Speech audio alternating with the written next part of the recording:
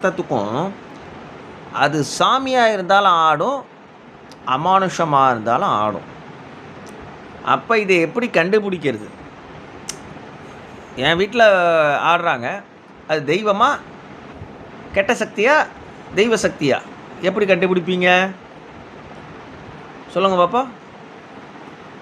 அப்போ எப்படி கண்டுபிடிக்கணும் அப்படின்னா, உண்மையாக உடம்பில் தெய்வ சக்தி இறங்கி பேசுபவர்கள் அந்த மனிதர்கள் உண்டு. அவங்கள்ட்ட ஒரு சில நல்ல குணங்கள்லாம் உண்டு. ஃபஸ்ட்டு என்ன அப்படின்னு கேட்டால், வீட்டுக்கு யார் வந்தாலும் உபசரிப்பார்கள். சாப்பிடுங்க, காப்பி சாப்பிடுங்க, இதை சாப்பிட்றீங்களா, எப்போ வந்தீங்க, என்ன கேட்பாங்க. அந்த ஒரு தான் தெய்வீக குணம். அதான் இறை ஆற்றல். இரக்கம் படுறோம் பாருங்கள் அடுத்தவன் மேலே, அதான் இறை ஆற்றல். 2, அது தாய் தகப்பனாக இருக்கட்டும், மாமனார் மாமியாராக இருக்கட்டும், அவங்க மேலே ரொம்ப மரியாதையாகவும் அன்பாகவும் நடந்து கொள்வார்கள்.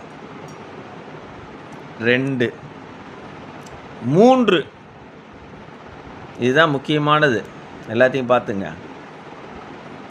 அந்த மாதிரி உள்ளவர்கள் வீட்டில் எந்த விதமான ஒரு ஒர்க்கையும் பாக்கி வைக்கவே மாட்டாங்க.